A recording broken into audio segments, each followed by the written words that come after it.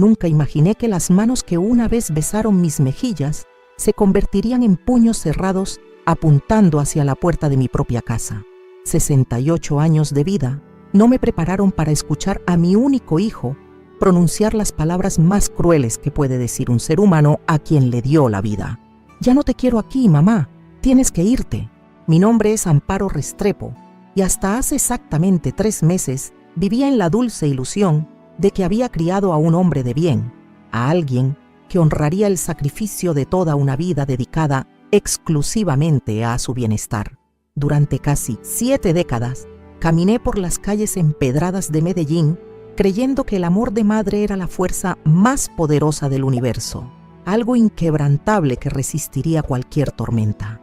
Qué ingenua fui al pensar que la gratitud era un sentimiento natural entre padres e hijos. La traición más dolorosa que puede existir no viene de extraños en la calle, no surge de enemigos declarados, no nace en corazones ajenos. La puñalada que realmente destroza el alma llega envuelta en sangre de tu sangre, pronunciada por la voz que un día gritó «mamá» por primera vez, ejecutada por las mismas manos que sostuviste cuando dieron sus primeros pasos vacilantes por el mundo.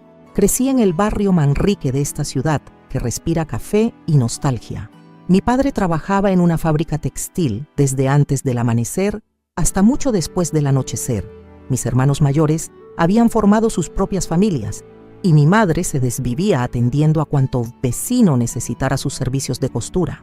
Aprendí desde pequeña que la vida no regala nada, que cada peso hay que ganarlo con sudor honesto, que la dignidad se construye con trabajo duro y principios inquebrantables.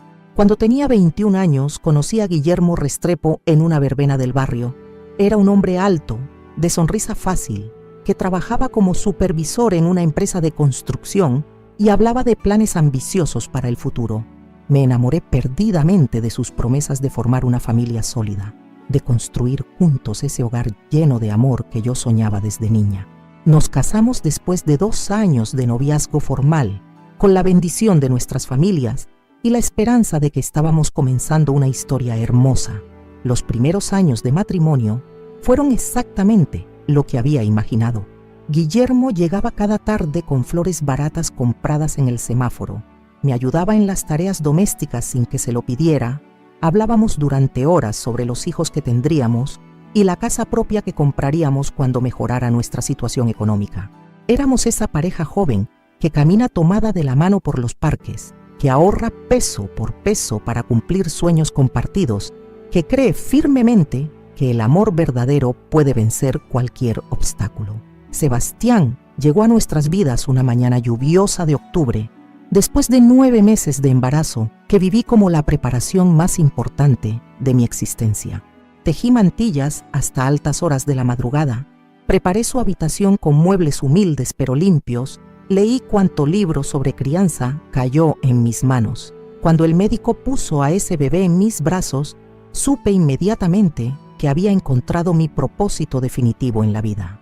Sebastián era un niño hermoso, de ojos grandes y sonrisa traviesa, que llenaba nuestra casa modesta con risas y travesuras inocentes. Guillermo se derretía cada vez que su hijo lo llamaba papá, lo cargaba en hombros durante horas, le enseñaba canciones infantiles inventadas.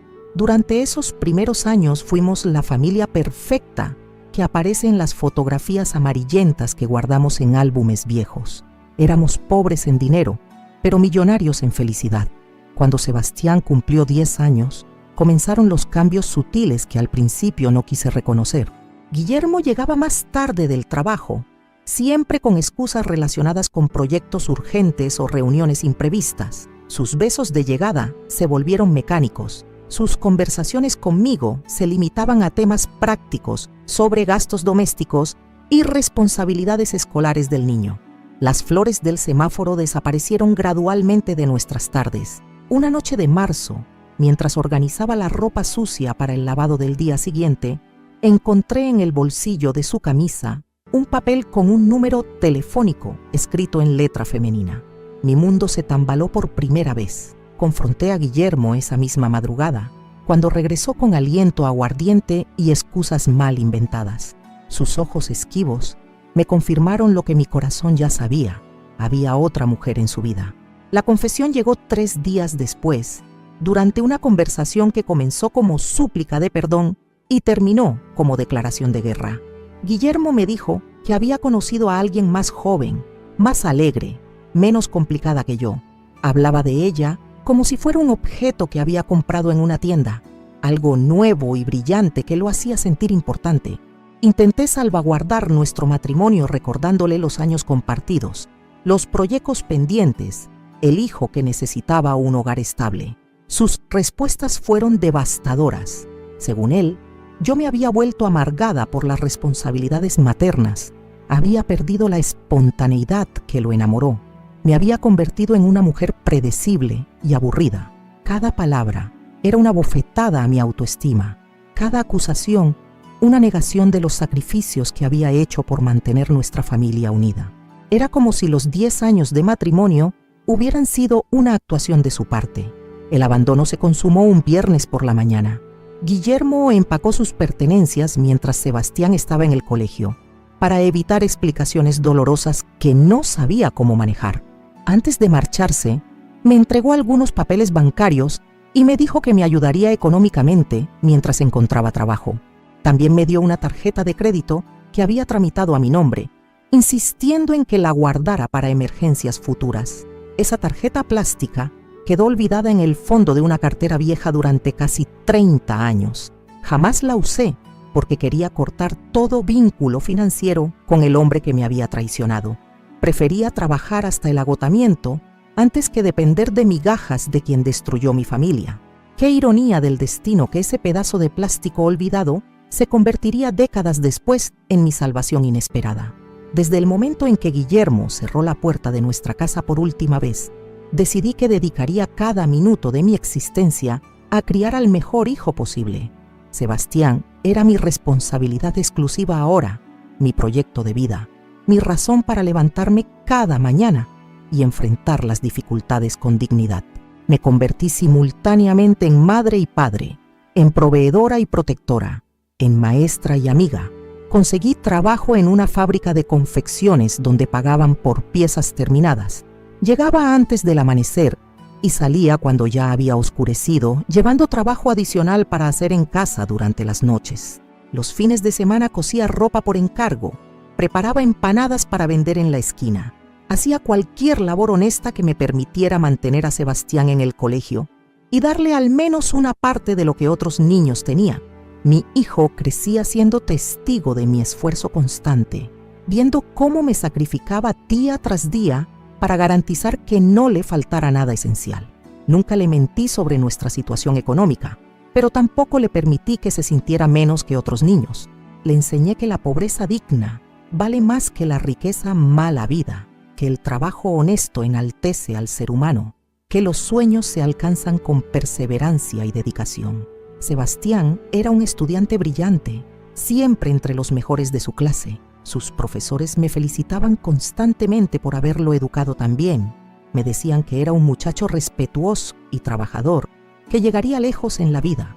Durante las reuniones escolares, me sentaba orgullosa escuchando elogios sobre mi hijo, sintiendo que todos mis sacrificios estaban dando frutos magníficos. Los años de bachillerato fueron especialmente duros económicamente.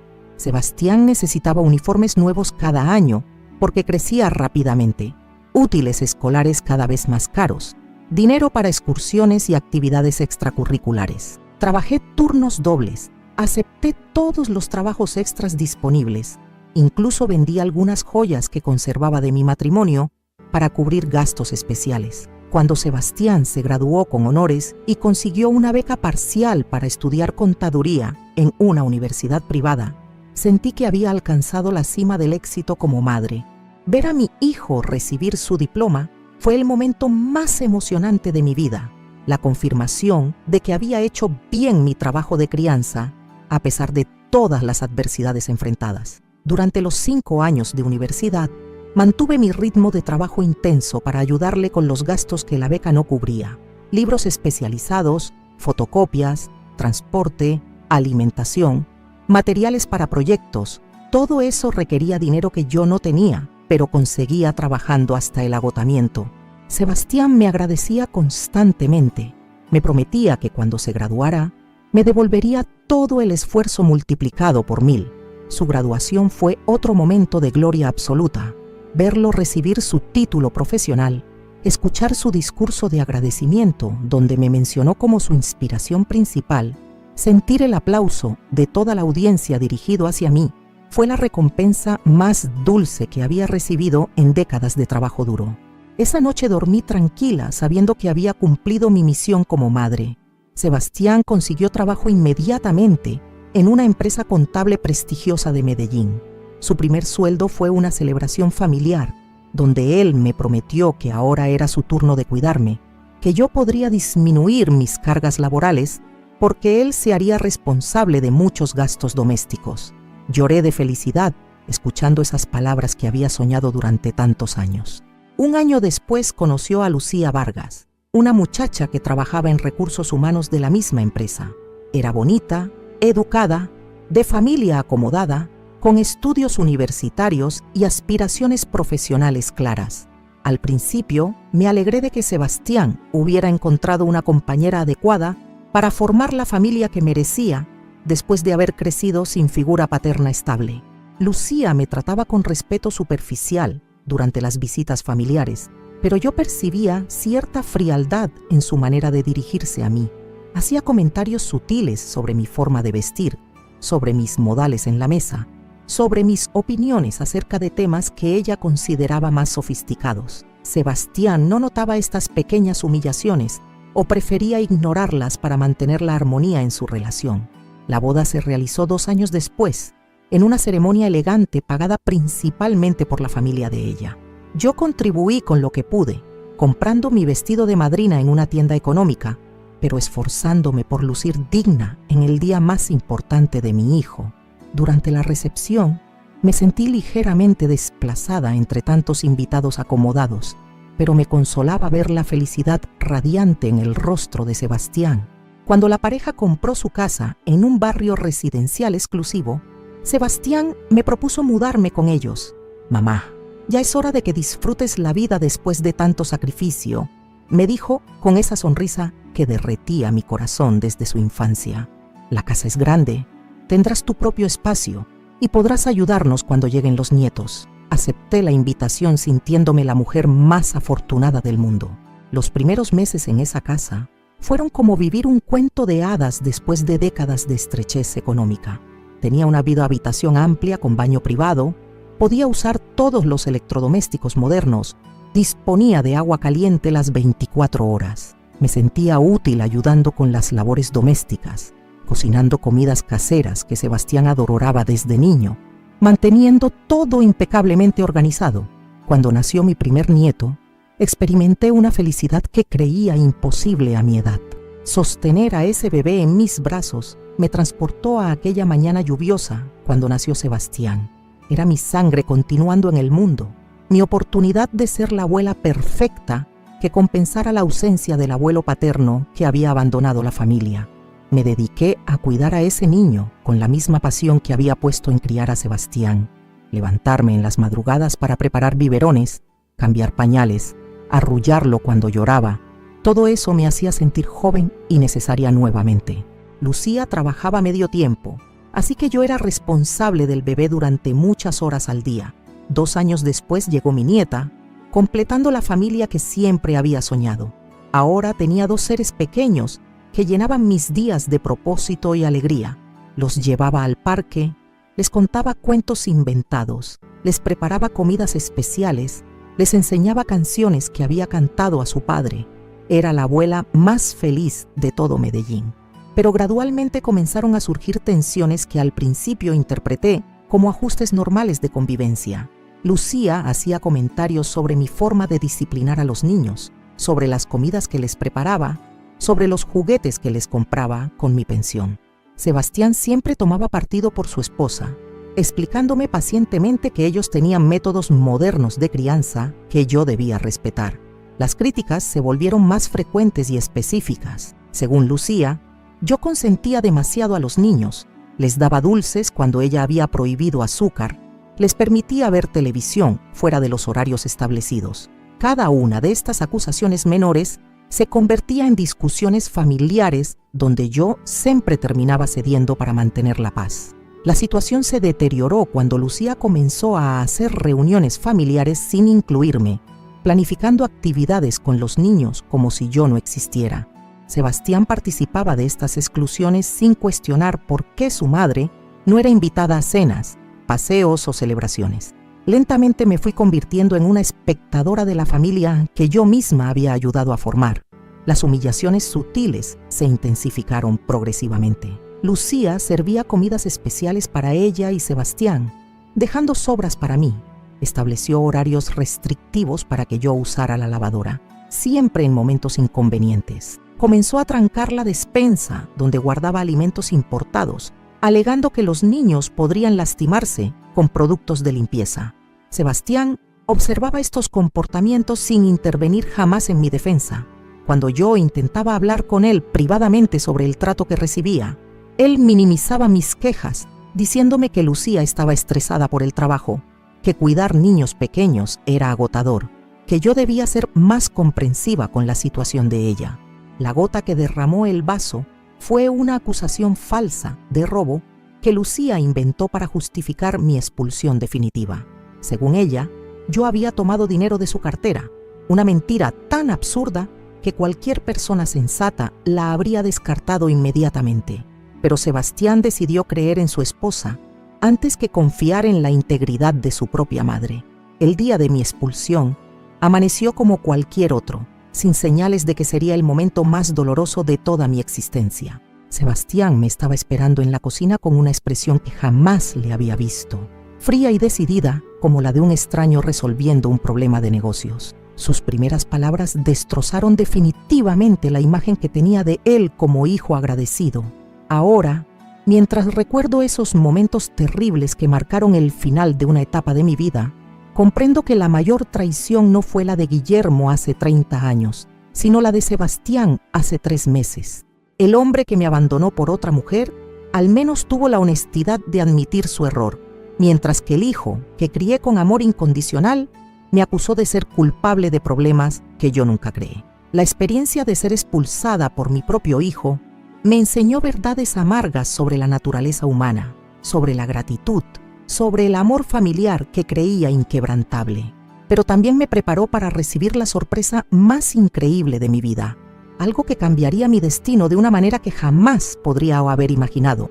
Lo que ustedes escucharán en los próximos minutos es la historia de cómo una tarjeta de crédito olvidada se convirtió en mi venganza perfecta, de cómo la vida me hizo justicia cuando yo ya había perdido toda esperanza.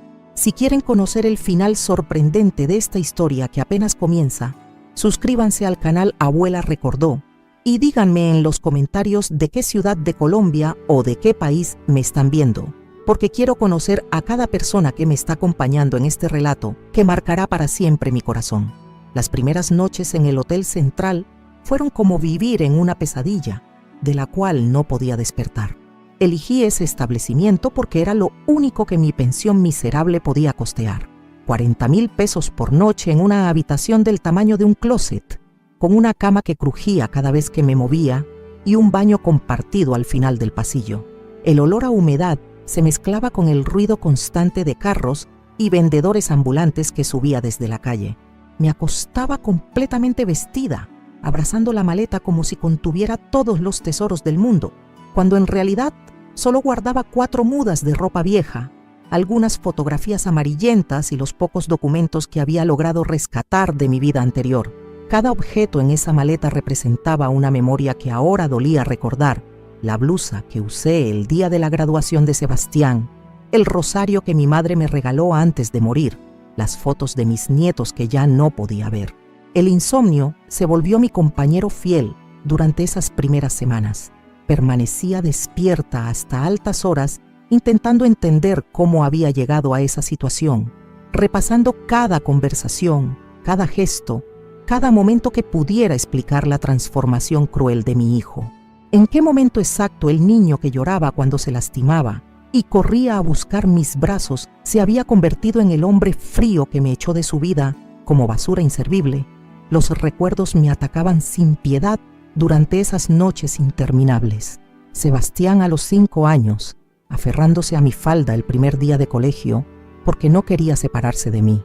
Sebastián a los 12, presumiendo ante sus amigos que tenía la mamá más trabajadora y valiente del barrio. Sebastián a los 18, abrazándome después de recibir la noticia de su beca universitaria y susurrándome al oído que todo se lo debía a mi sacrificio. ¿Dónde había quedado ese muchacho agradecido que me prometía una vejez tranquila? ¿En qué momento las palabras dulces se transformaron en reproches amargos? ¿Cuándo mis cuidados maternos se convirtieron en interferencias molestas que había que eliminar? Las preguntas se multiplicaban sin encontrar respuestas satisfactorias, creando un laberinto mental del cual no lograba escapar. Al tercer día de estar en el hotel, intenté llamar a Sebastián desde el teléfono público del lobby.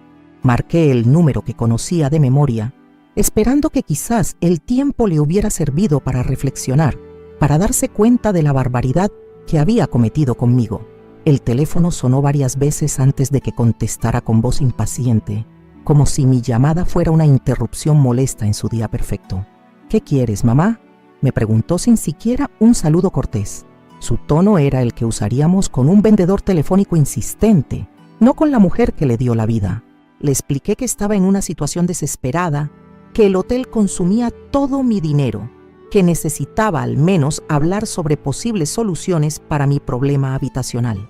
Su respuesta fue como recibir una bofetada a través del auricular. «Mamá, ya te dije que tenías que buscarte la vida.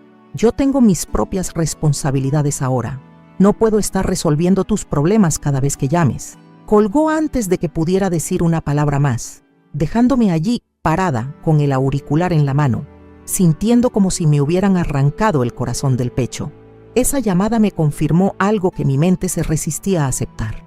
Para Sebastián, yo ya no era su madre, era simplemente un problema del pasado que había logrado eliminar exitosamente de su vida presente. La crueldad de esa realidad era más dolorosa que cualquier golpe físico que hubiera recibido en mis 68 años de existencia. Los días comenzaron a mezclarse en una rutina de supervivencia básica. Me levantaba cuando el sol ya estaba alto, porque las madrugadas eran demasiado frías y la calefacción del hotel no funcionaba. Desayunaba un pan con café aguado en el pequeño comedor del primer piso, rodeada de otros huéspedes que, como yo, habían llegado a ese lugar por circunstancias adversas que preferían no compartir. Don Osvaldo, el dueño del hotel, era un hombre mayor que había notado mi situación precaria desde el primer día. Me observaba con discreción mientras yo intentaba hacer que una taza de café durara 2 horas, obviamente posponiendo el momento de comprar comida, porque cada peso gastado me acercaba más al final de mis recursos limitados. «Doña Amparo», me dijo una mañana después de una semana de hospedarme allí, «¿usted tiene familia aquí en Medellín?». Su pregunta era formulada con genuina preocupación, no con curiosidad malsana. Le conté brevemente mi situación, omitiendo los detalles más humillantes de la traición de Sebastián, pero explicando que me encontraba temporalmente sin hogar fijo. La bondad de ese extraño contrastaba dolorosamente con la crueldad de mi propio hijo. Don Osvaldo me ofreció trabajo limpiando habitaciones a cambio de descuentos en la tarifa nocturna. «No es trabajo fácil para una señora de su edad», me advirtió honestamente, «pero si necesita ayuda económica, aquí siempre hay cosas que hacer». Acepté inmediatamente, porque la alternativa era terminar durmiendo en la calle en cuestión de días. Mi primer día como empleada del Hotel Central fue una lección de humildad que jamás olvidaré. Mis manos, acostumbradas a trabajo duro pero no a productos químicos industriales, se irritaron inmediatamente con los detergentes. Mi espalda protestaba cada vez que tenía que agacharme para limpiar debajo de las camas o restregar manchas del piso. Pero había dignidad en ese trabajo honesto que me devolvía un propósito después de semanas sintiéndome completamente inútil. Cada habitación que dejaba impecable era una pequeña victoria personal, una demostración de que todavía podía ser productiva a pesar de mi edad y circunstancias adversas. Las otras empleadas del hotel me recibieron con cariño maternal que contrastaba dramáticamente con el rechazo familiar que había experimentado. María Elena, una mujer de 50 años que llevaba trabajando en el hotel desde hacía una década, se convirtió en mi primera amiga verdadera en muchísimo tiempo. Durante los descansos para almorzar, Compartía conmigo historias de su propia vida difícil. Había criado 4 hijos sola después de que su esposo las abandonara por otra mujer más joven. Uno cree que los hijos son la mejor inversión que puede hacer en la vida, me decía, mientras comíamos empanadas baratas en el patio trasero del hotel. Pero a veces salen como acciones que pierden valor con el tiempo. Sus palabras tenían el sabor amargo de la experiencia personal, porque 2 de sus hijos habían emigrado a otros países y jamás le enviaban dinero, ni siquiera llamadas de cumpleaños. Conceição era otra compañera de trabajo que entendía perfectamente mi dolor familiar. Tenía 62 años y había sido expulsada de su casa por una nuera que la consideraba estorbo para la felicidad matrimonial de su hijo. Estas muchachas de ahora no entienden que una suegra no es competencia, es apoyo, me explicaba con la sabiduría de quien había vivido experiencias similares. Escuchar las historias de mis nuevas amigas me ayudaba a entender que mi situación no era única, que existían miles de mujeres mayores enfrentando abandonos familiares por parte de hijos ingratos y nueras manipuladoras. Esta solidaridad femenina me daba fuerzas para levantarme cada mañana y enfrentar otro día de trabajo físico que destrozaba mi cuerpo, pero alimentaba mi alma con propósito renovado. Sin embargo, la realidad económica seguía siendo devastadora. El descuento que don Osvaldo me daba por mi trabajo reducía la tarifa del hotel a 25,000 pesos diarios, pero eso aún representaba 750,000 pesos mensuales de mis 1,200 de pensión. Me quedaban solo 450,000 para comida, medicamentos, transporte y cualquier emergencia que pudiera surgir. La alimentación se convirtió en mi mayor desafío diario. Desayunaba solo pan con café, almorzaba una empanada o un sanduche cuando podía permitírmelo, y frecuentemente me saltaba la cena para ahorrar dinero. En 2 semanas perdí 5 kilos que mi cuerpo mayor no podía permitirse perder. Mi ropa comenzó a quedarme grande, mi cara se demacró visiblemente, mis fuerzas disminuyeron de manera alarmante. Los medicamentos para la presión arterial se convirtieron en un lujo que no podía costear regularmente. Racionaba las pastillas tomando una cada 2 días en lugar de diariamente, como habían prescrito los médicos. Las consecuencias de esta decisión desesperada no tardaron en manifestarse: mareos constantes, dolores de cabeza intensos, palpitaciones irregulares que me asustaban durante las noches. Un mes después de mi expulsión, decidí intentar ver a mis nietos. La nostalgia que sentía por esos pequeños era física, como un dolor constante en el pecho que no me dejaba respirar tranquila. Caminé hasta el barrio donde vivían, gastando dinero del transporte que necesitaba para otras cosas, pero necesitando desesperadamente ver sus caritas inocentes que habían sido la alegría de mis últimos años. Cuando toqué el timbre de la casa que por 4 años había considerado mi hogar, Lucía abrió la puerta con una expresión de disgusto genuino, como si hubiera encontrado algo desagradable en el umbral de su casa perfecta. No me invitó a pasar, no preguntó cómo estaba, no mostró ni una pizca de curiosidad por mi bienestar después de un mes de ausencia total. «¿Qué haces aquí?», me preguntó con tono hostil, que no disimulaba su molestia por mi aparición inesperada. Le expliqué que solo quería ver a los niños por unos minutos, que los extrañaba terriblemente, que necesitaba asegurarme de que estaban bien y que entendieran que su abuela no los había abandonado voluntariamente. Su respuesta fue más cruel que cualquier cosa que hubiera esperado. «Los niños están perfectamente bien sin ti. De hecho, ya ni preguntan por ti. Se han adaptado muy rápido a la rutina nueva». Cada palabra estaba calculada para herirme profundamente, para hacerme entender que mi ausencia no había causado ningún trauma a las personitas que más amaba en el mundo. «Por favor, Lucía», supliqué, abandonando cualquier resto de orgullo que pudiera conservar. «Solo 5 minutos. Prometo no crear problemas, no hablar mal de ustedes, no interferir con nada. Solo quiero abrazarlos una vez más».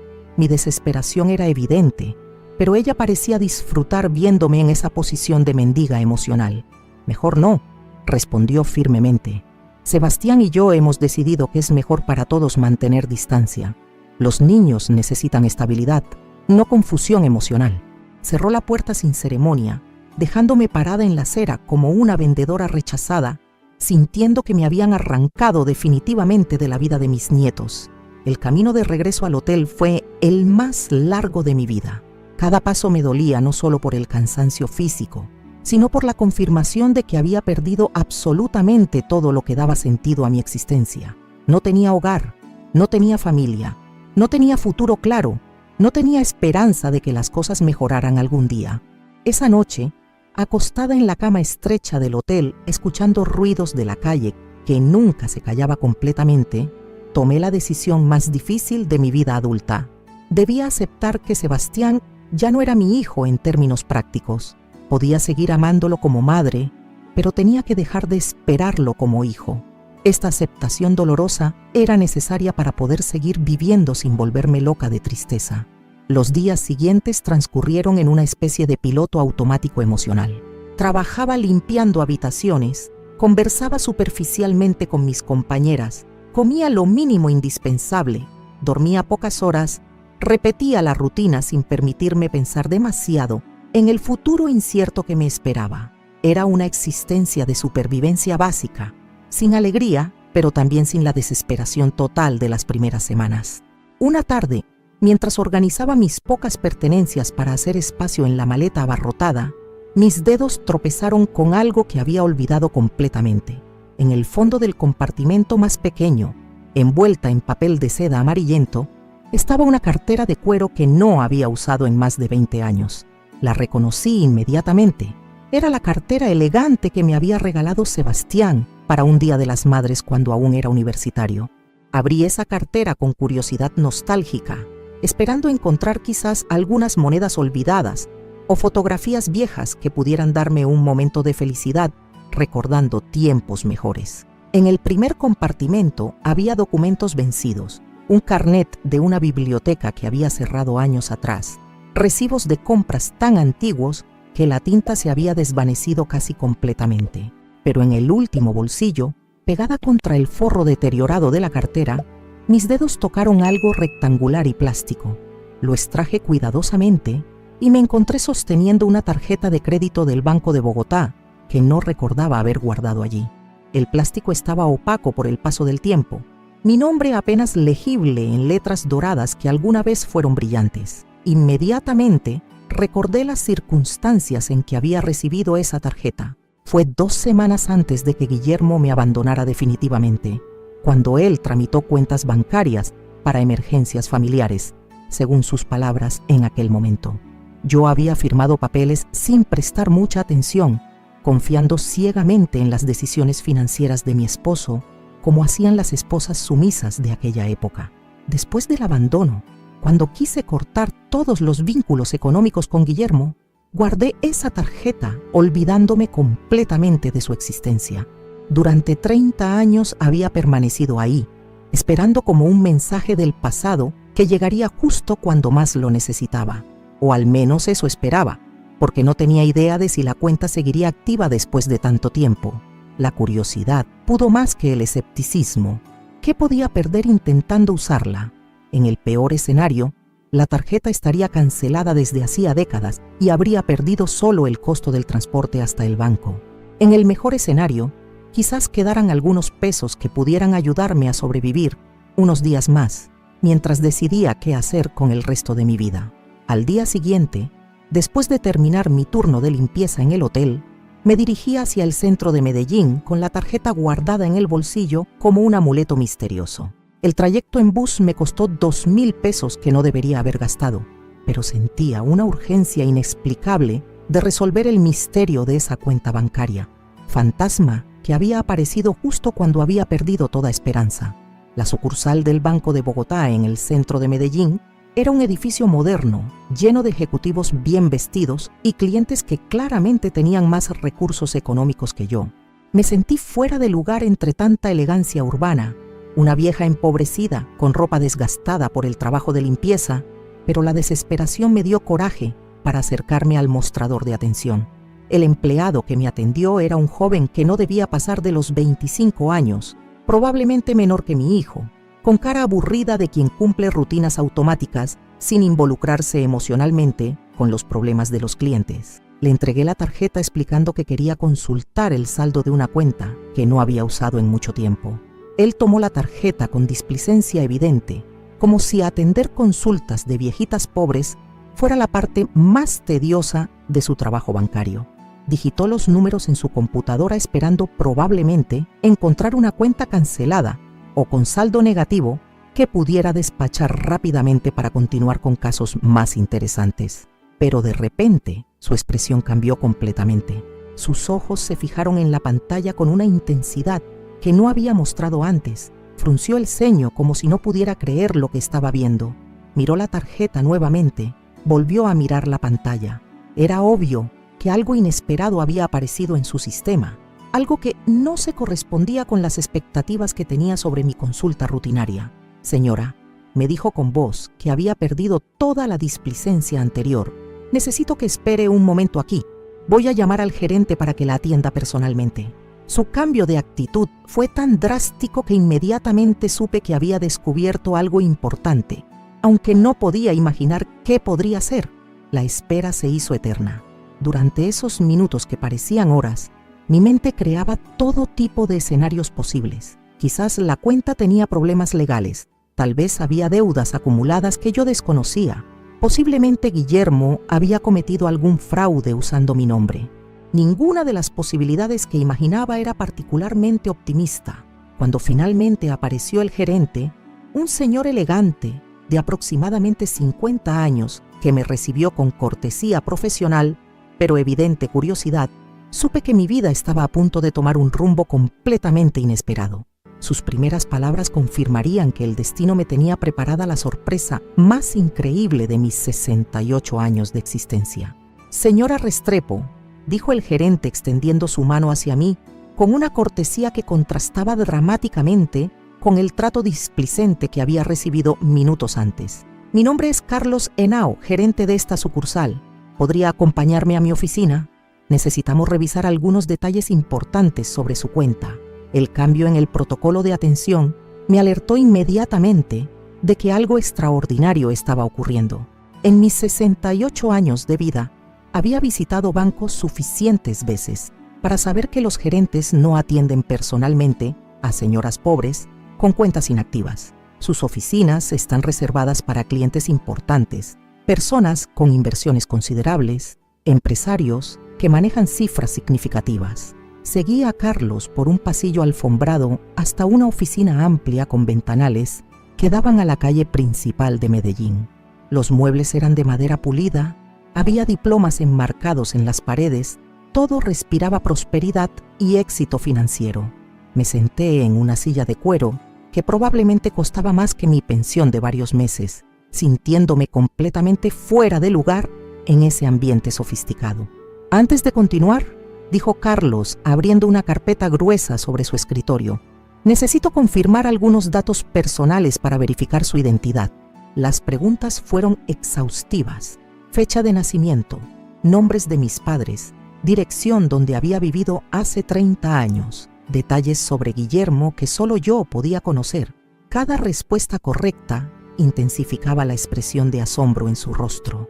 Después de confirmar mi identidad más allá de cualquier duda, Carlos se recostó en su silla ejecutiva y me miró con una expresión que oscilaba entre incredulidad profesional y genuina preocupación humana. Señora Restrepo, dijo lentamente, lo que voy a mostrarle puede ser impactante.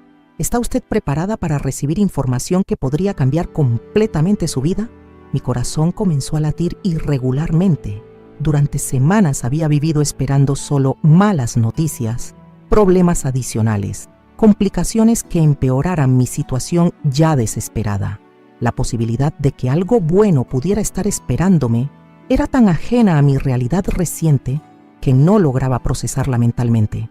Asentí con la cabeza porque mi voz se había perdido en algún lugar entre la ansiedad y la expectativa. Carlos giró lentamente la pantalla de su computadora hacia mí. Los números que aparecieron allí fueron tan abrumadores que inicialmente mi cerebro se negó a interpretarlos correctamente. Había tantos dígitos que parecían un error del sistema, una pantalla congelada mostrando información destinada a otro cliente, algún tipo de glitch tecnológico que pronto sería corregido. 2.847.312.566 pesos con 40 centavos. leyó Carlos pausadamente, como si cada palabra necesitara tiempo para ser procesada correctamente, además de rendimientos acumulados que aún no han sido incorporados al saldo principal, aproximadamente 300 millones adicionales. El mundo se detuvo completamente a mi alrededor. Los sonidos de la calle se desvanecieron, la respiración se me cortó, la vista se me nubló momentáneamente. Era imposible que esa cifra astronómica tuviera alguna relación conmigo.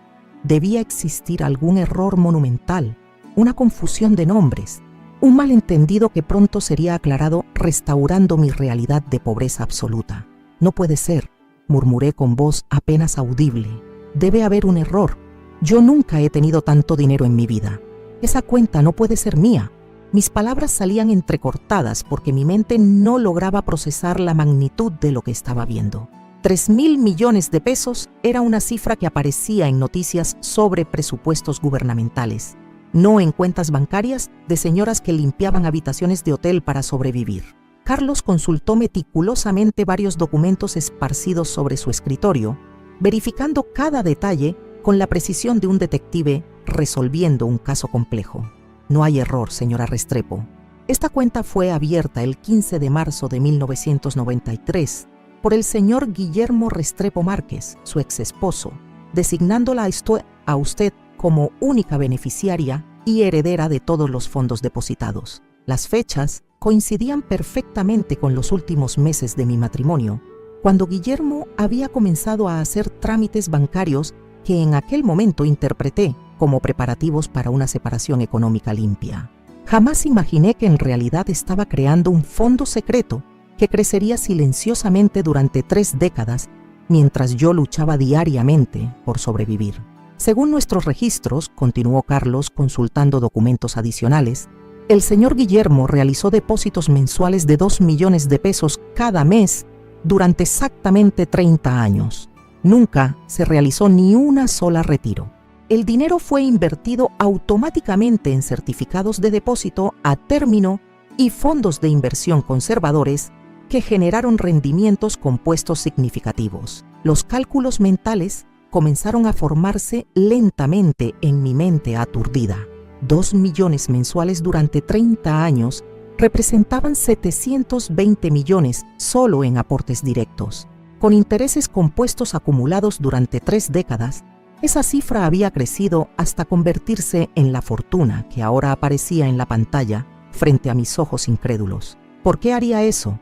Pregunté más a mí misma que a Carlos. Guillermo me abandonó, formó otra familia, nunca se preocupó por mi bienestar después de la separación. ¿Por qué depositaría semejante cantidad de dinero en una cuenta que nunca me dijo que existía?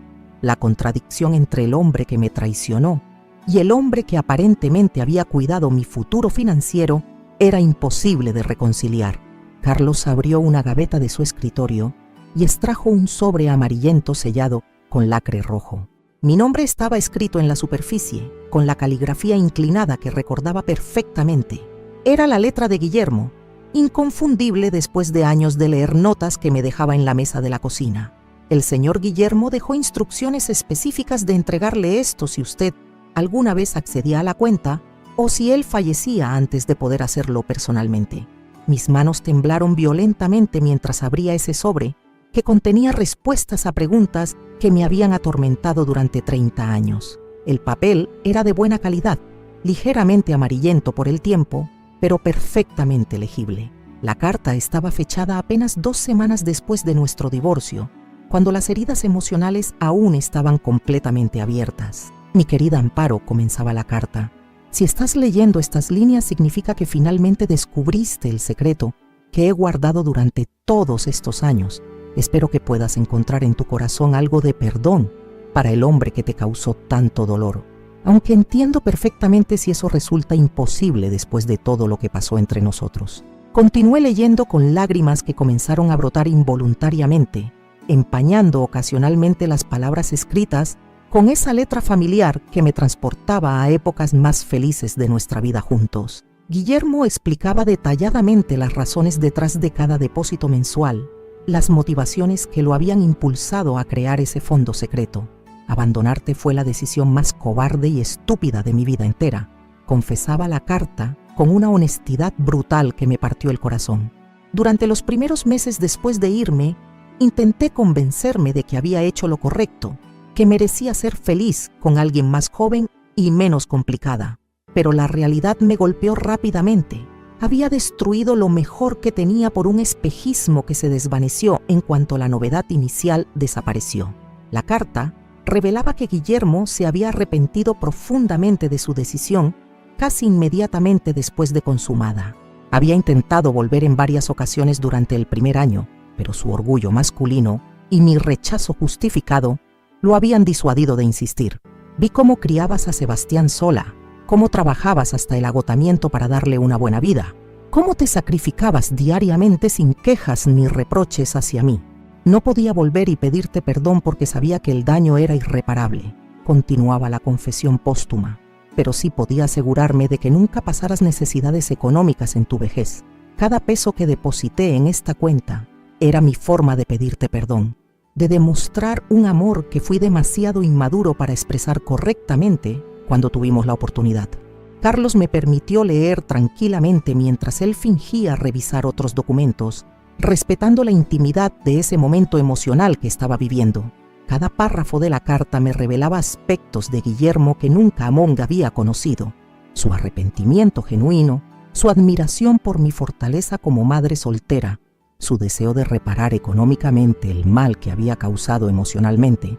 Además de los depósitos mensuales, leí con asombro creciente: compré 3 apartamentos a tu nombre durante estos años, uno en el barrio El Poblado de Medellín, otro en el centro histórico de Cartagena y el tercero en la zona rosa de Bogotá.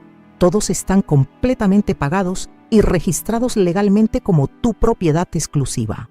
La información sobre los apartamentos agregaba una dimensión completamente nueva a mi situación financiera transformada.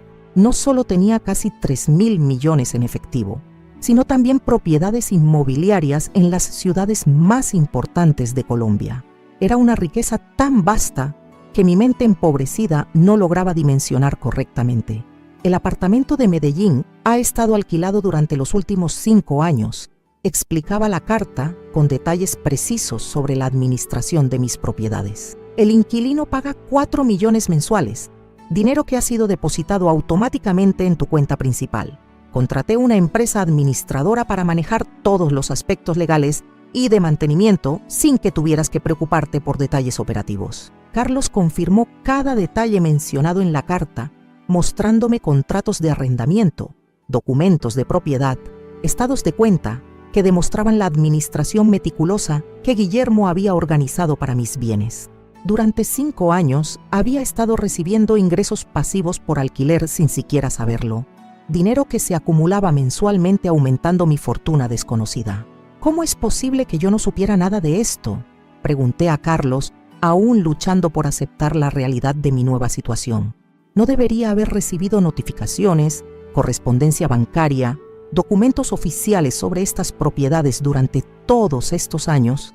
Mi experiencia de pobreza hacía difícil entender cómo se manejaban fortunas de esta magnitud.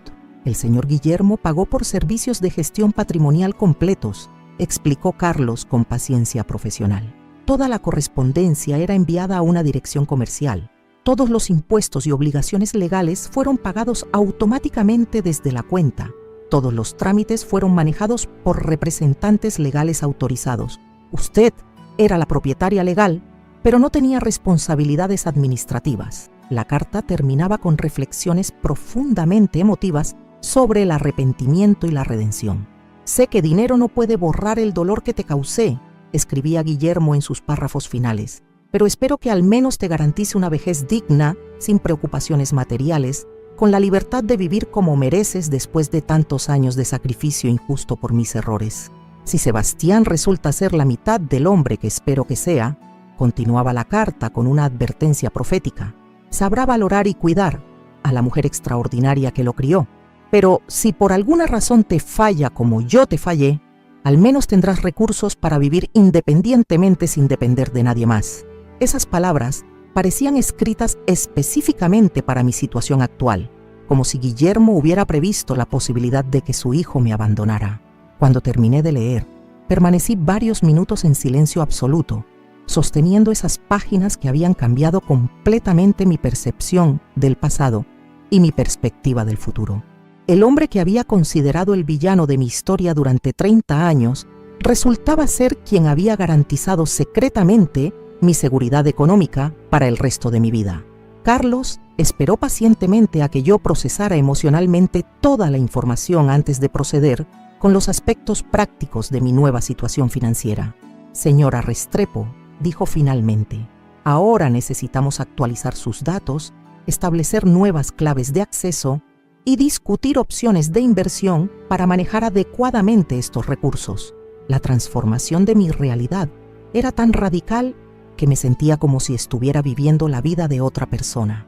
Esa mañana había despertado en una habitación de hotel barata, preocupándome por cómo pagaría la siguiente noche de hospedaje. Ahora estaba sentada en la oficina de un gerente bancario, discutiendo la administración de una fortuna que me convertía instantáneamente en una de las mujeres más ricas de Medellín. ¿Qué tengo que hacer ahora?, pregunté con la voz aún temblorosa por la conmoción emocional de los últimos minutos. Mi experiencia de vida no me había preparado para manejar riqueza de esta magnitud. Durante décadas había tomado decisiones financieras pensando en pesos, no en millones. La escala de mi nueva realidad requería un aprendizaje completamente diferente. Primero, explicó Carlos con la paciencia de quien entiende la abrumadora naturaleza de estas situaciones. Vamos a abrir una cuenta corriente para su uso diario. Transferiremos 50 millones para gastos inmediatos y emergencias. El resto permanecerá en inversiones que le generen rendimientos mensuales substanciales. 50 millones para gastos diarios era una cifra que multiplicaba por 40 mi pensión mensual. En mi nueva realidad, podía gastar más en una semana que lo que había ganado en años de trabajo agotador.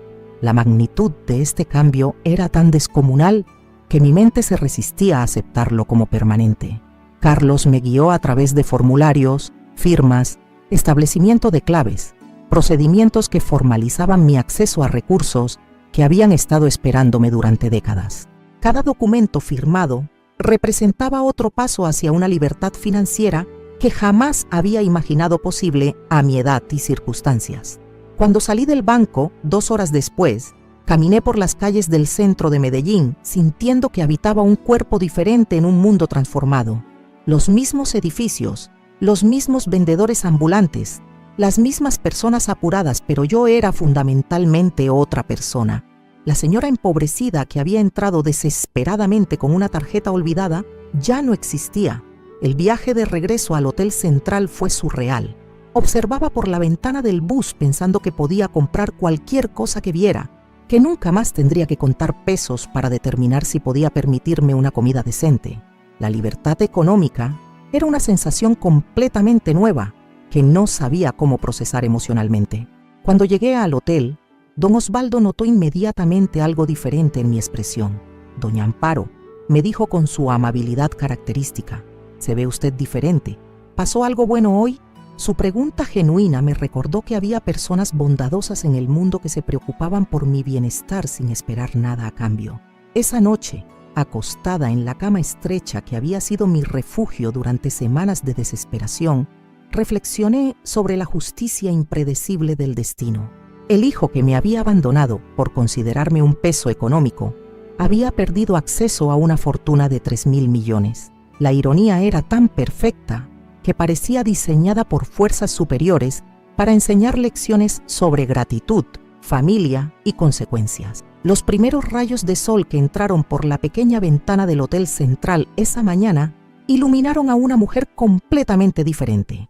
Aunque mi cuerpo seguía ocupando la misma cama estrecha, aunque mis ojos se abrían en la misma habitación modesta, algo fundamental había cambiado durante la noche.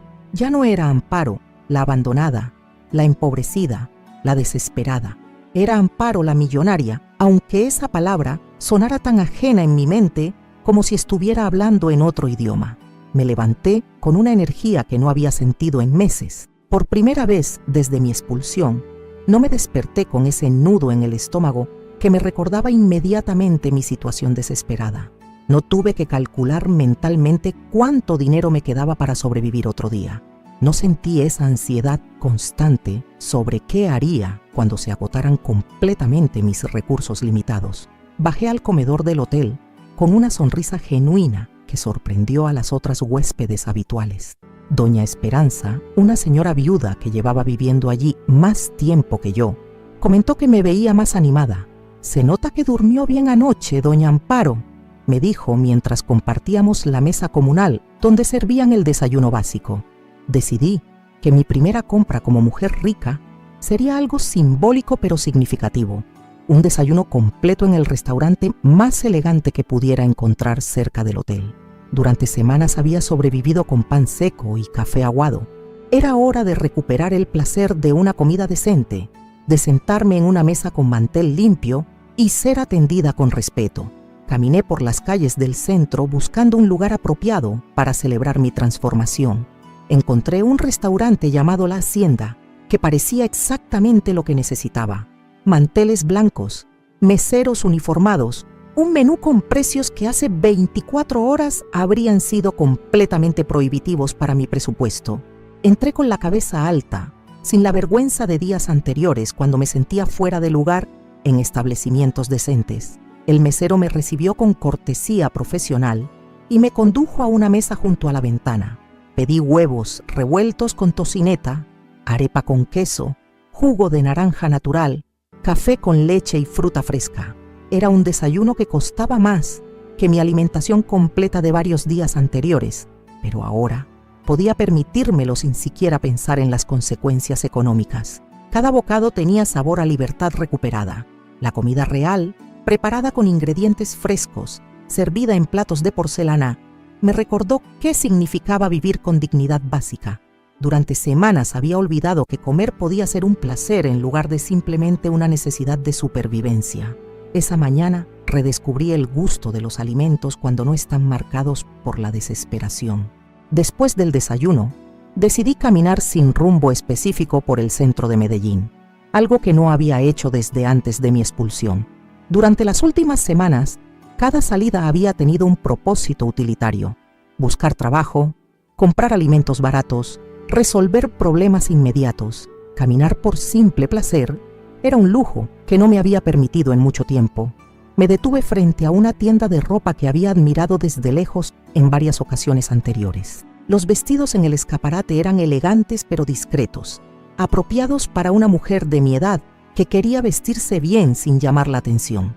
Entré decidida a comprarme al menos una prenda que me hiciera sentir presentable nuevamente.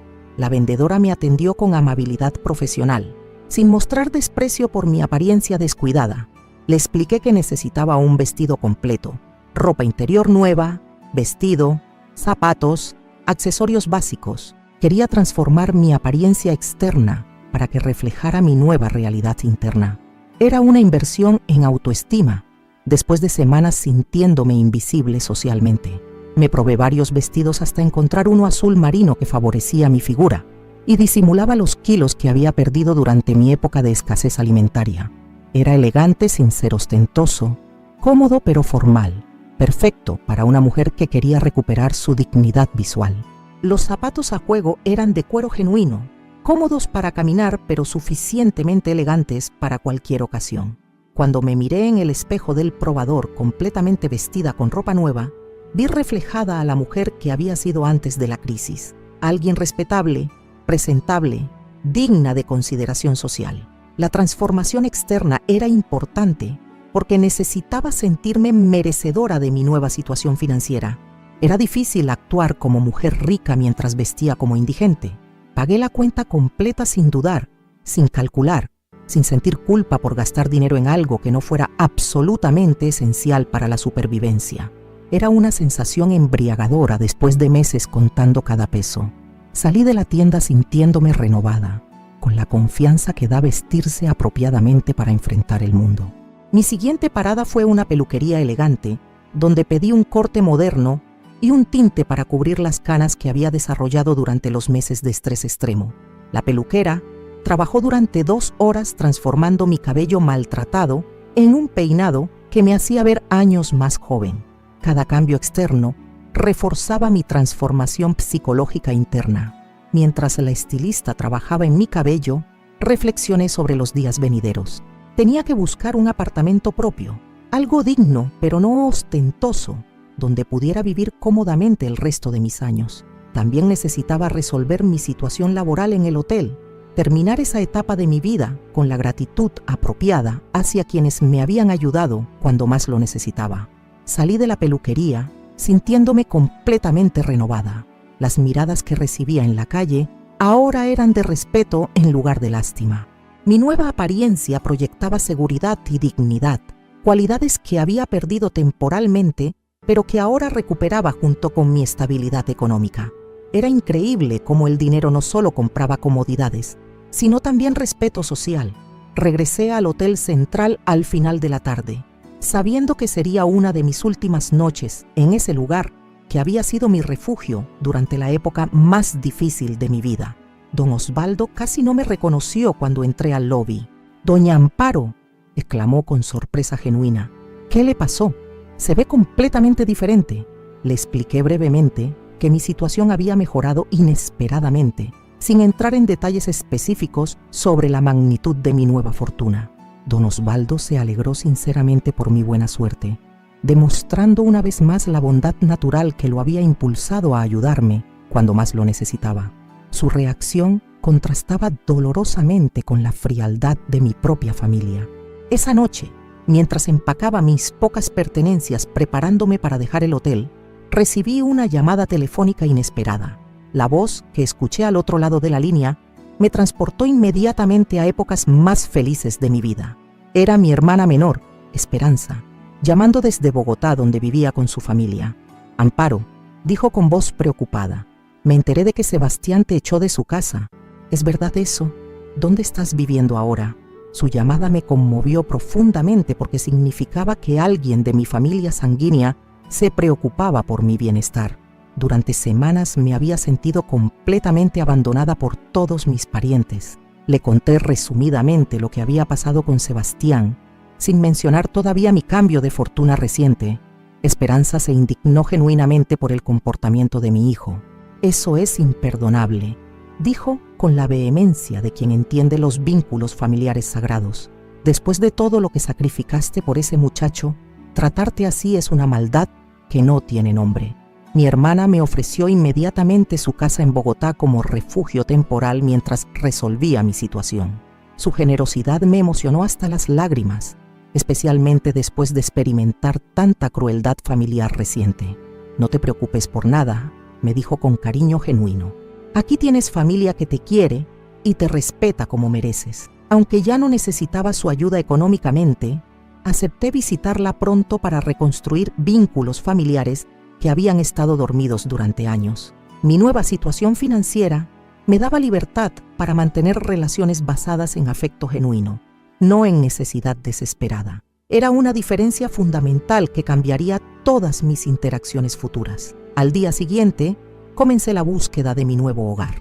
Con recursos prácticamente ilimitados, podía elegir entre las mejores opciones disponibles en Medellín. Visité apartamentos en El Poblado, penthouses en Laureles, casas en sectores exclusivos. Era una experiencia completamente nueva, poder elegir basándome en preferencias personales en lugar de limitaciones presupuestarias. Finalmente, encontré un apartamento perfecto en un edificio moderno del barrio El Tesoro. Tenía 2 habitaciones amplias, sala y comedor separados, cocina integral, 2 baños completos, balcón con vista panorámica de la ciudad. Era luminoso, bien ventilado, ubicado en un sector seguro con todos los servicios cercanos. Lo más importante, me hacía sentir en casa desde el momento que entré. Negocié el contrato de arrendamiento con la tranquilidad de quien no tiene presiones económicas urgentes. Podía pagar varios meses por adelantado, ofrecer referencias bancarias impecables, cumplir todos los requisitos sin dificultades. Era una situación completamente opuesta a mis búsquedas desesperadas de semanas anteriores, cuando nadie quería arrendarle nada a una señora empobrecida. Durante mis últimos días en el Hotel Central, recibí noticias que confirmarían que mi transformación no había pasado desapercibida para ciertas personas. María Elena, mi compañera de trabajo en la limpieza, Me contó que había escuchado rumores extraños sobre mi familia. Alguien anda preguntando por usted en el barrio donde vivía antes, me dijo con curiosidad evidente. Las preguntas eran específicas. ¿Dónde estaba viviendo ahora? Si había conseguido trabajo estable, si tenía nuevos ingresos económicos. Era obvio que Sebastián o Lucía habían notado cambios en mi apariencia durante alguna de mis visitas al centro, o tal vez alguien les había comentado sobre mi transformación física reciente. Su curiosidad repentina por mi bienestar era sospechosamente tardía. Una semana después de mudarme a mi apartamento nuevo, recibí la llamada que había estado esperando inconscientemente. La voz de Sebastián sonaba diferente, menos arrogante, más cautelosa, con un tono que no había usado conmigo desde antes de mi expulsión. «Mamá», dijo después de un silencio incómodo, «¿podemos hablar? Me gustaría verte». Su solicitud me resultó transparente como vidrio. Durante 2 meses no había mostrado ningún interés por mi paradero o mi bienestar.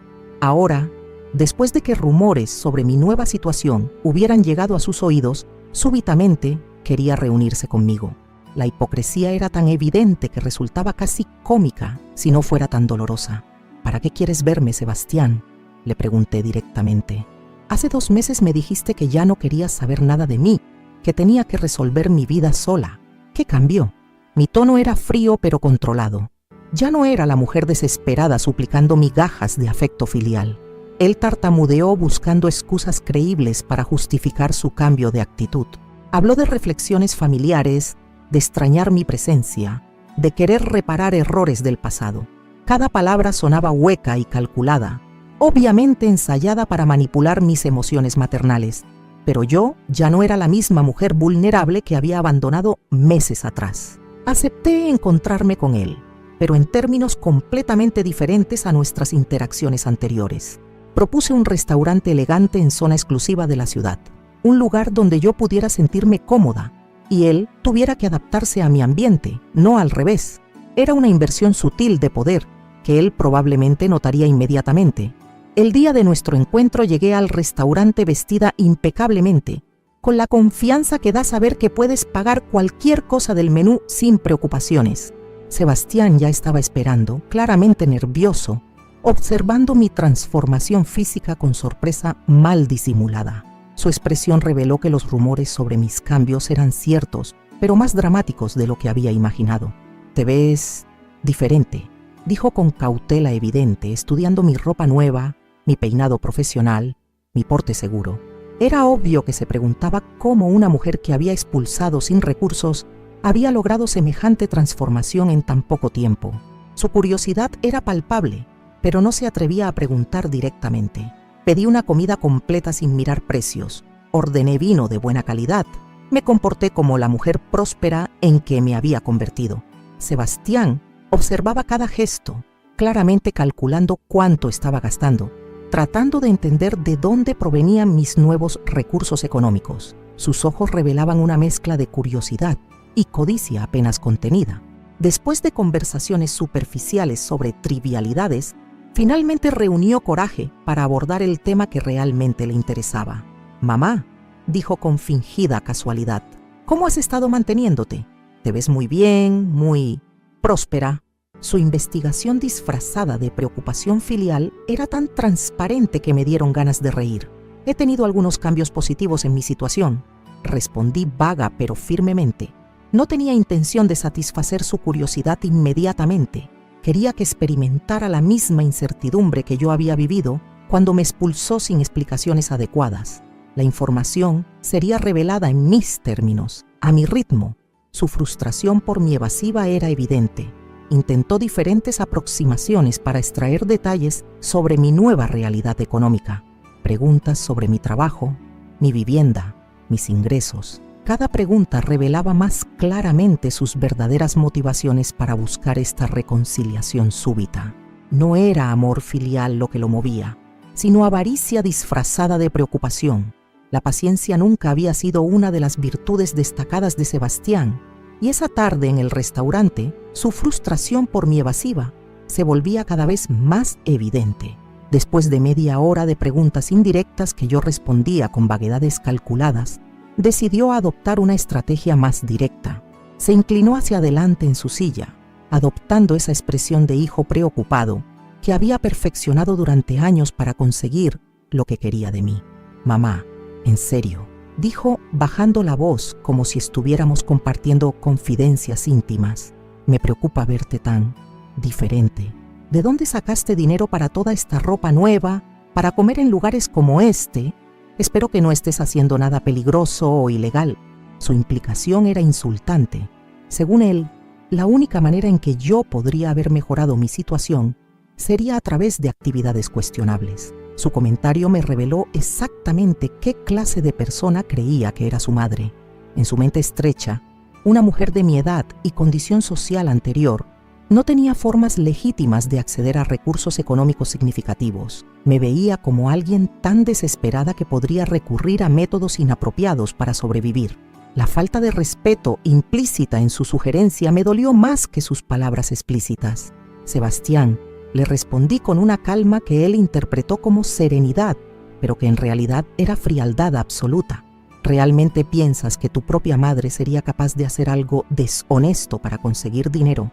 ¿Esa es la opinión que tienes de la mujer que te crió con valores éticos inquebrantables? Mi pregunta lo puso incómodo porque sabía que sus sospechas revelaban más sobre él que sobre mí. Retrocedió inmediatamente intentando suavizar sus palabras anteriores. «No, mamá. Por supuesto que no pienso eso de ti. Es solo que, bueno, cuando te fuiste de casa tu situación económica era muy difícil. Ahora te veo próspera y no entiendo cómo cambió todo tan rápidamente». Su explicación sonaba más razonable, pero yo sabía que sus motivaciones seguían siendo puramente mercenarias. Decidí que había llegado el momento de revelar parcialmente mi nueva realidad, pero de una manera que maximizara su impacto psicológico. «¿Recuerdas a tu padre?», le pregunté, aparentemente sin relación con el tema que estábamos discutiendo.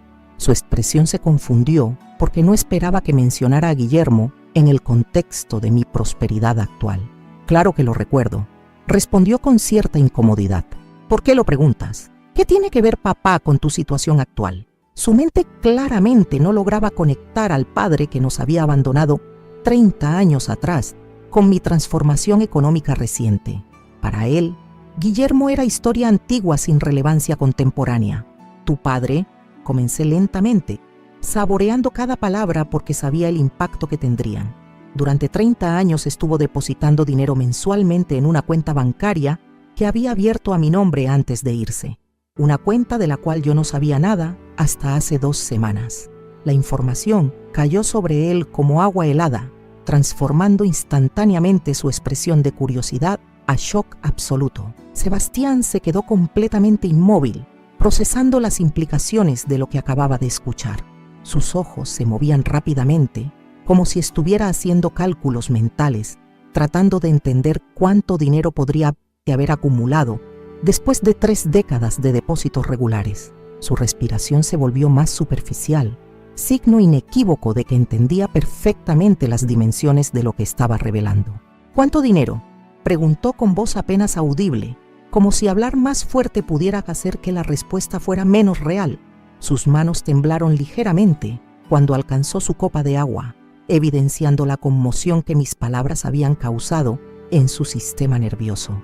Era obvio que había comprendido inmediatamente que las cifras involucradas serían sustanciales. «Casi 3.000 millones de pesos», respondí, observando cuidadosamente su reacción. «Además de 3 apartamentos en ciudades principales que también compró a mi nombre durante estos años: Medellín, Cartagena y Bogotá.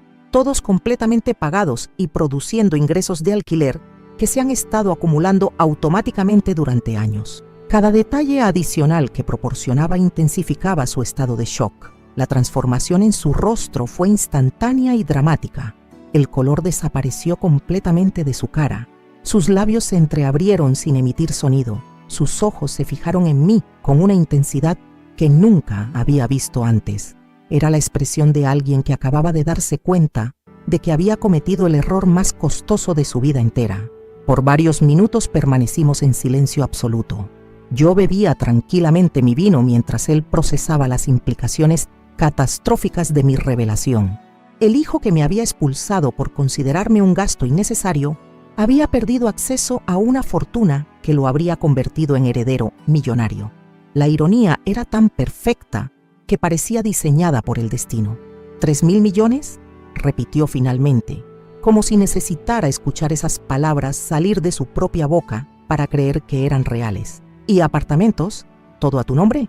Su voz sonaba extraña, como si estuviera hablando desde muy lejos o debajo del agua. Era evidente que su mente luchaba por aceptar la magnitud de lo que había perdido.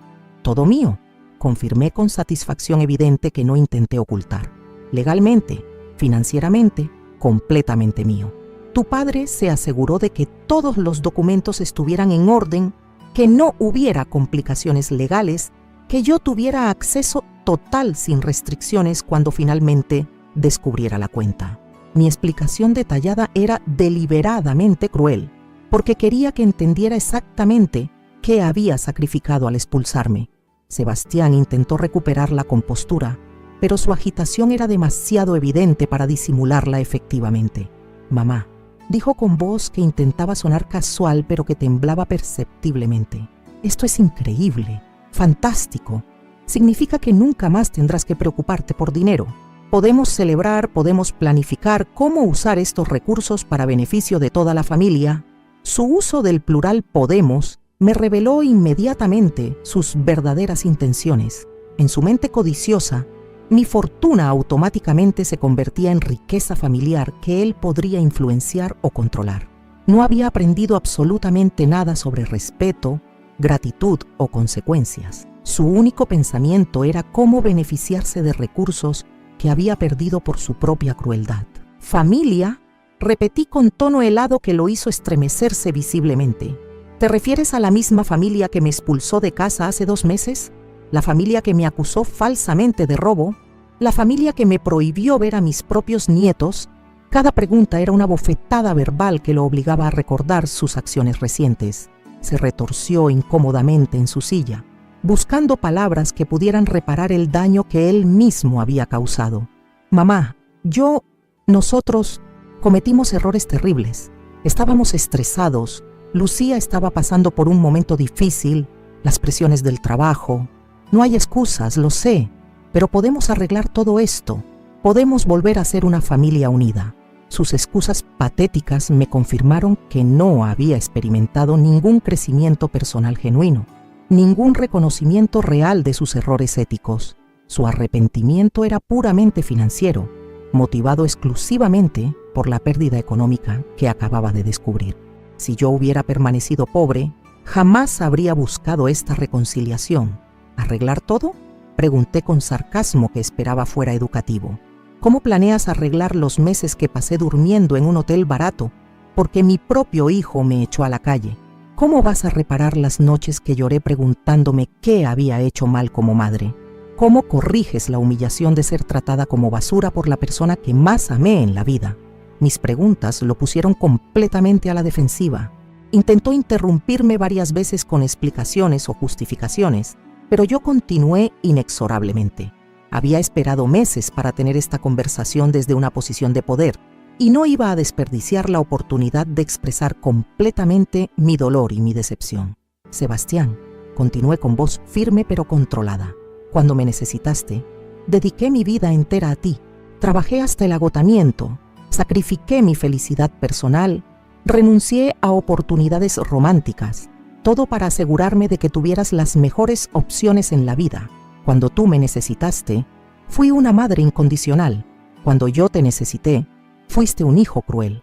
Sus ojos se llenaron de lágrimas que podrían haber sido genuinas o calculadas para manipular mis emociones. «Tienes razón», admitió con voz quebrada.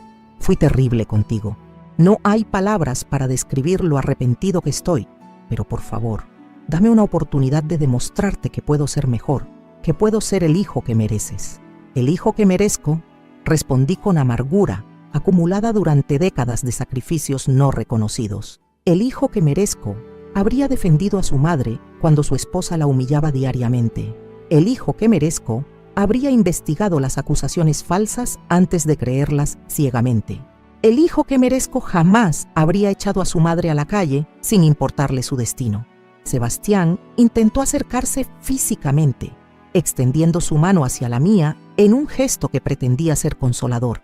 Retiré mi mano inmediatamente porque no estaba lista para contacto físico que pudiera ser interpretado como perdón prematuro. Necesitaba que entendiera que las relaciones dañadas requieren tiempo y esfuerzo genuino para ser reparadas. Mamá, por favor, suplicó con desesperación creciente. Dime qué puedo hacer para arreglar esto, lo que sea. Hablaré con Lucía, estableceremos nuevas reglas en casa, te daremos el respeto que siempre debiste tener. Los niños te extrañan terriblemente, preguntan por ti constantemente. Su mención de los niños fue un golpe bajo, calculado para explotar mi vulnerabilidad emocional como abuela. Sabía que mi amor por esos pequeños era mi punto débil, la grieta en mi armadura que podría usar para manipular mis decisiones. Pero yo había aprendido a reconocer la manipulación emocional después de meses de reflexión dolorosa. Si los niños realmente me extrañaran, respondí fríamente, Lucía no les habría prohibido verme durante 2 meses. Si realmente preguntaran por mí, tú habrías buscado contactarme mucho antes de saber de mi nueva situación económica. No uses a tus hijos para manipularme, Sebastián. Esa táctica es particularmente repugnante. Él se dio cuenta de que su estrategia había fracasado completamente. Su expresión cambió de súplica desesperada a frustración mal contenida. Era evidente que había esperado que su arrepentimiento dramático me ablandaría inmediatamente, permitiéndole acceso a mi nueva riqueza a través del perdón manipulado. Mi resistencia a sus tácticas emocionales lo desconcertaba. «Entonces, ¿qué quieres de mí?», preguntó con tono que revelaba irritación creciente por mi negativa a ceder a su actuación arrepentida. «¿Quieres que me humille públicamente, que me disculpe de rodillas, que pague algún tipo de compensación por mis errores? Dime exactamente qué necesitas para perdonarme». Su pregunta me confirmó que seguía sin entender absolutamente nada sobre las relaciones humanas auténticas. Pensaba que el perdón era algo que se podía comprar, negociar o adquirir a través de gestos dramáticos específicos. No comprendía que el respeto genuino, la confianza reparada, el amor reconstruido requieren tiempo, consistencia y cambios fundamentales de carácter. «No quiero nada de ti, Sebastián», le respondí con tranquilidad que lo sorprendió más que cualquier grito habría logrado. «Ya no necesito tu apoyo económico, tu protección, tu compañía o tu afecto. Por primera vez en mi vida adulta, soy completamente independiente. Esa independencia me da el lujo de elegir mis relaciones basándome en calidad, no en necesidad». Mi declaración de independencia emocional lo impactó profundamente porque eliminaba todos sus mecanismos tradicionales de control. Durante décadas, había asumido que mi amor maternal me mantendría disponible para él sin importar cómo me tratara. Ahora descubría que el dinero había cambiado fundamentalmente la dinámica de poder entre nosotros. «Verás a los niños ocasionalmente». Continué estableciendo límites claros que él tendría que aceptar sin negociación, porque son inocentes y no merecen perder a su abuela por los errores de sus padres, pero nuestra relación nunca volverá a ser lo que era antes. Tú destruiste esa confianza cuando decidiste creerle a tu esposa mentirosa antes que a tu propia madre. Sebastián realizó un último intento desesperado de recuperar el control de la situación. «Mamá, sé que cometí errores terribles, pero somos familia. La sangre es más fuerte que cualquier problema temporal. Con tiempo y paciencia, podemos reconstruir nuestra relación. Los errores no tienen que ser permanentes si ambos estamos dispuestos a trabajar». «Tienes razón», admití sorprendiéndolo momentáneamente. «Los errores no tienen que ser permanentes, pero las consecuencias sí pueden serlo. Tu error me enseñó algo valioso sobre tu verdadero carácter. Esa lección no se puede desaprender. No importa cuántas disculpas ofrezcas ahora que descubriste lo que perdiste». Pagué la cuenta completa sin permitirle contribuir, estableciendo simbólicamente que nuestros encuentros futuros serían en mis términos, con mi dinero, bajo mis reglas. Su expresión mientras yo firmaba la tarjeta de crédito era una mezcla de respeto forzado y resentimiento mal disimulado por su pérdida de control. Cuando nos despedimos en la puerta del restaurante, no hubo abrazo, no hubo promesas de reuniones próximas, no hubo fingida calidez familiar.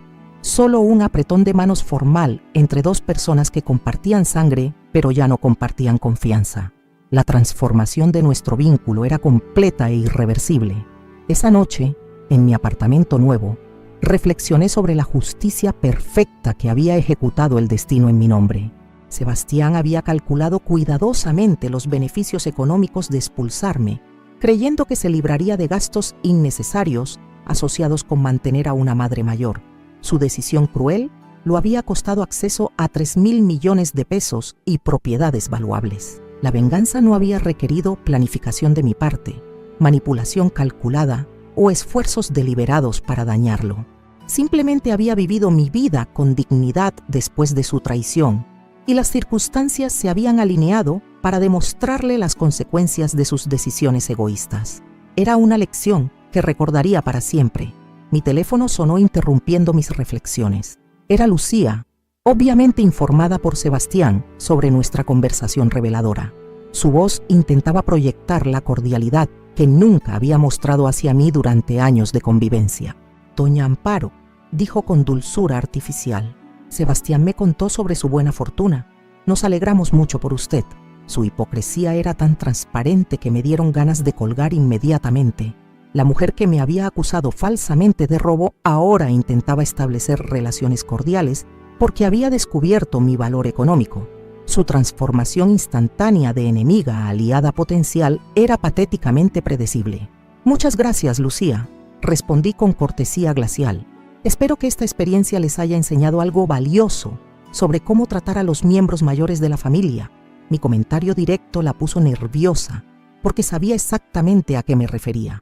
Los meses siguientes trajeron intentos constantes de reconciliación por parte de Sebastián y Lucía, invitaciones a almorzar, regalos enviados sin ocasión especial, llamadas telefónicas regulares preguntando por mi salud.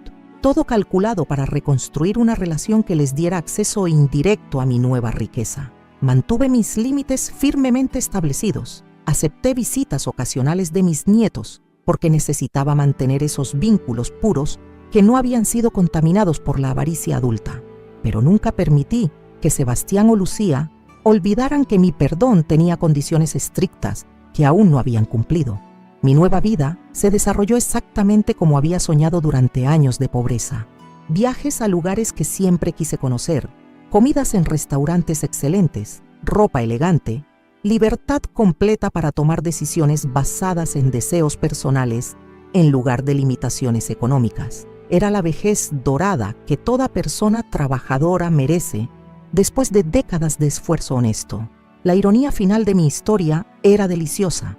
El hijo que me expulsó para evitar gastos menores había perdido una herencia millonaria.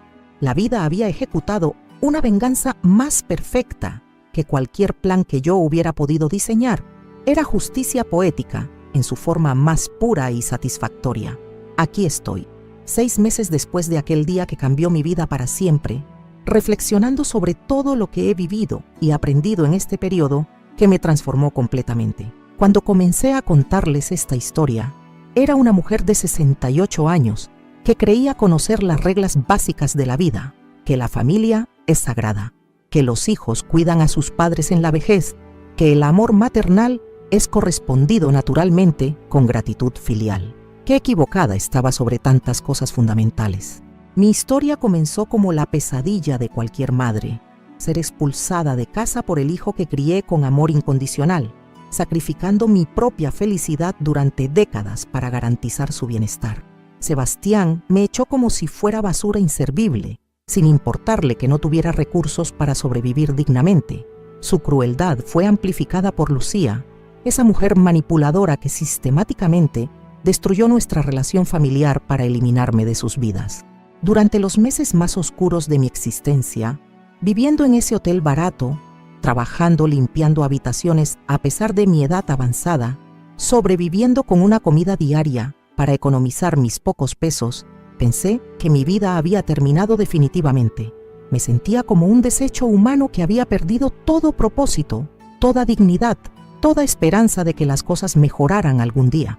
Pero el destino tenía preparada para mí la sorpresa más increíble que una persona puede recibir. Esa tarjeta de crédito olvidada de Guillermo encontrada por casualidad en el fondo de una cartera vieja, se convirtió en la llave que abriría las puertas hacia una nueva vida que jamás había imaginado posible. 3.000 millones de pesos y 3 apartamentos esperándome, acumulados silenciosamente durante 30 años por un hombre que intentaba reparar el daño que me había causado. La transformación de mi realidad fue tan radical que aún me cuesta creerla completamente.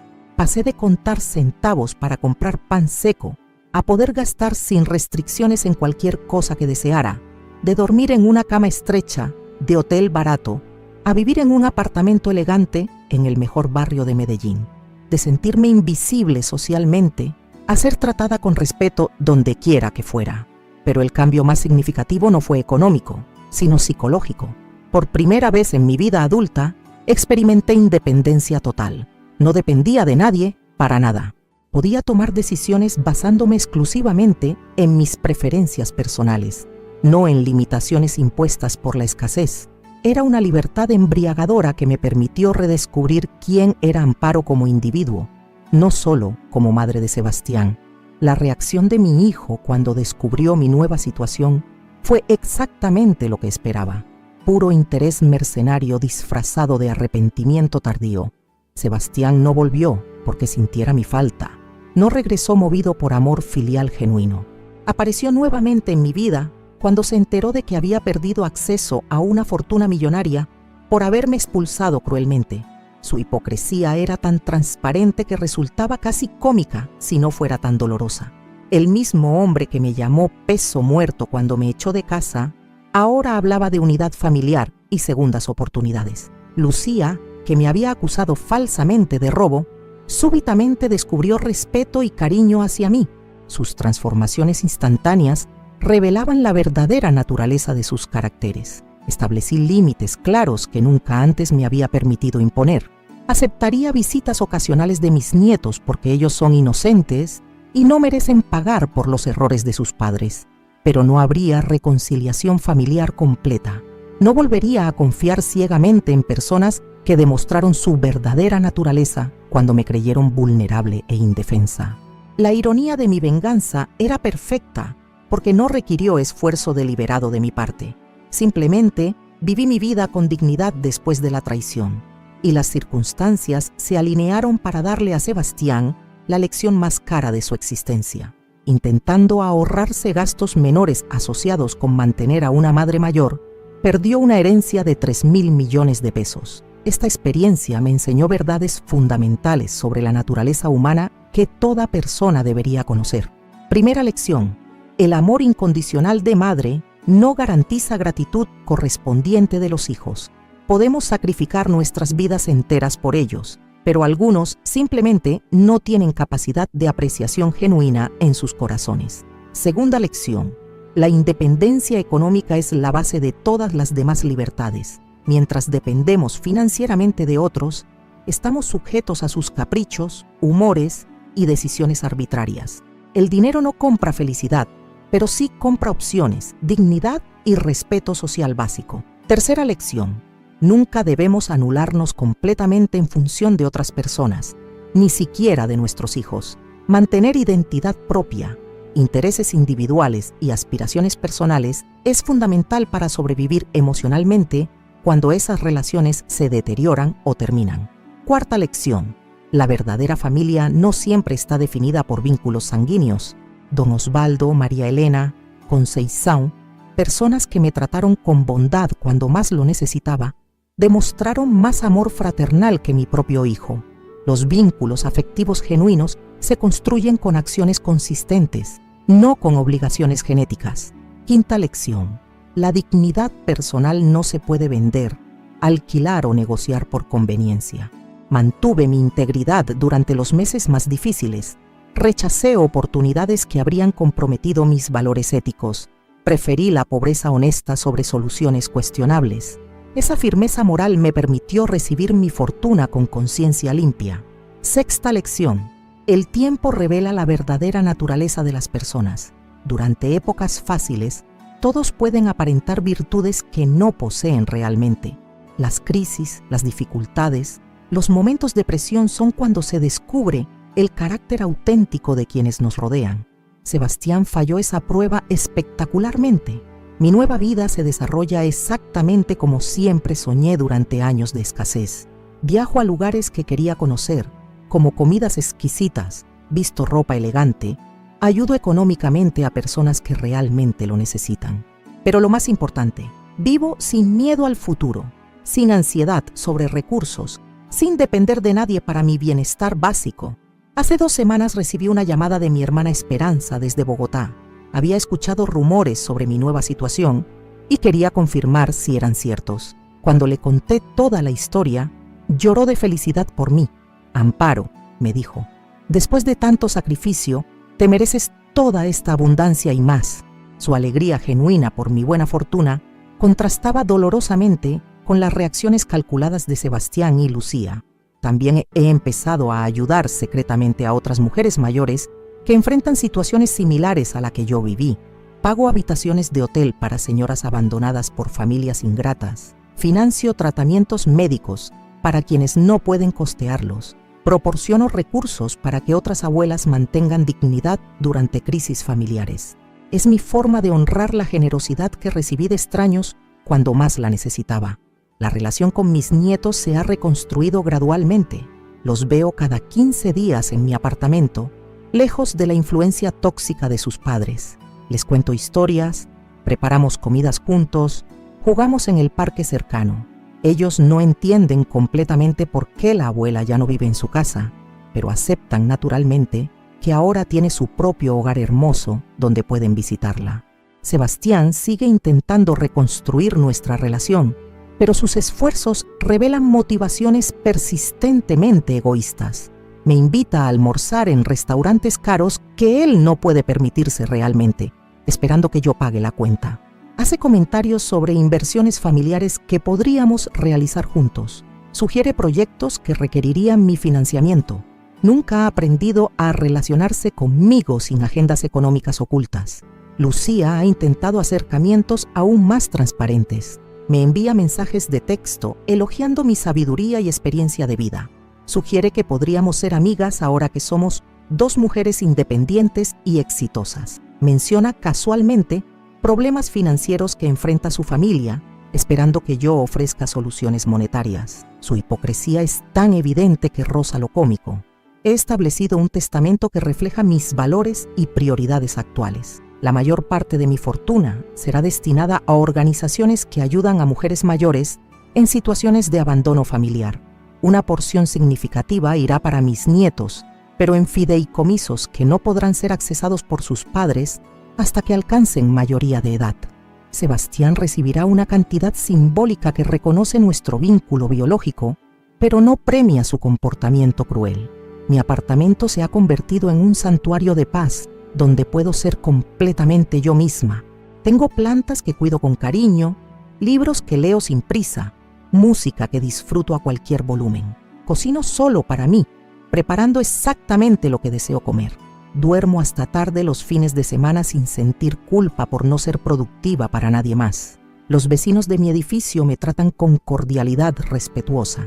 Soy simplemente doña Amparo, una señora elegante que vive sola y mantiene su privacidad.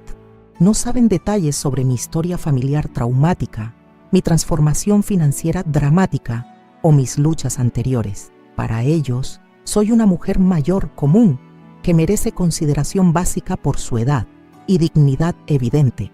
Regularmente recibo llamadas de Sebastián preguntando sobre mi salud, mis actividades, mis planes futuros. Sus preguntas son formuladas como preocupación filial, pero yo reconozco sus verdaderas intenciones. Quiere mantener contacto regular para monitorear mi situación, identificar oportunidades de acercamiento, asegurarse de que no haya otros beneficiarios de mi fortuna que puedan competir con sus intereses. La justicia poética de mi historia continúa desenvolviéndose de formas que me sorprenden constantemente. La semana pasada me enteré de que Sebastián y Lucía están enfrentando dificultades económicas serias. Él perdió su trabajo en la empresa contable por irregularidades que no especificaron claramente. Ella tuvo que aceptar un empleo de medio tiempo porque sus gastos exceden sus ingresos actuales. Están considerando vender su casa para mudarse a algo más económico. Sus problemas financieros actuales añaden una dimensión adicional a mi venganza involuntaria. No solo perdieron acceso a mi fortuna por haberme expulsado, sino que ahora enfrentan exactamente el tipo de inseguridad económica que me impusieron cuando me echaron sin recursos. La vida les está dando una lección práctica sobre las consecuencias de la crueldad familiar. Cuando reflexiono sobre todo este periodo transformativo de mi vida, siento una mezcla compleja de emociones. Tristeza por la familia que pensé tener, pero que nunca existió realmente. Gratitud por la segunda oportunidad que me dio el destino. Satisfacción por la justicia perfecta que se ejecutó sin mi intervención directa. Esperanza por los años que me quedan, que ahora puedo vivir según mis propios términos. Mi historia demuestra que nunca es demasiado tarde para que la vida tome giros inesperados. A los 68 años, cuando creía que mi destino estaba sellado, descubrí recursos que cambiaron completamente mi realidad. Aprendí que la verdadera riqueza no está solo en el dinero, sino en la libertad de elegir, en la dignidad recuperada, en la independencia emocional que permite relacionarse desde la fortaleza, no desde la necesidad. Para ustedes que han escuchado pacientemente toda mi historia hasta este final, quiero decirles algo muy importante. Si están pasando por situaciones familiares difíciles, por abandonos dolorosos, por traiciones de personas que aman, no pierdan la esperanza. La vida tiene formas misteriosas de hacer justicia que no podemos predecir o planificar. Mantengan siempre su dignidad, sin importar cuán desesperante se vuelva su situación. Conserven sus valores éticos, aunque otros los traicionen. Preserven su autorrespeto, aunque se sientan tentados a comprometerlo por supervivencia temporal. Al final, esa integridad personal será lo que les permita recibir las bendiciones que el destino tenga preparadas para ustedes. No permitan que otros definan su valor como seres humanos. No acepten tratamientos irrespetuosos simplemente porque provienen de familiares. No se anulen completamente en función de personas que demuestran no merecerlos a través de acciones crueles. Ustedes valen mucho más de lo que alguien cruel puede hacerles creer en momentos de vulnerabilidad. Y ahora, después de compartir con ustedes la historia más personal e impactante de mi vida, necesito pedirles algunos favores muy importantes. Primero, si esta historia los conmovió de alguna manera, si sintieron que valió la pena dedicar su tiempo a escuchar mis experiencias, por favor suscríbanse al canal Abuela Recordó.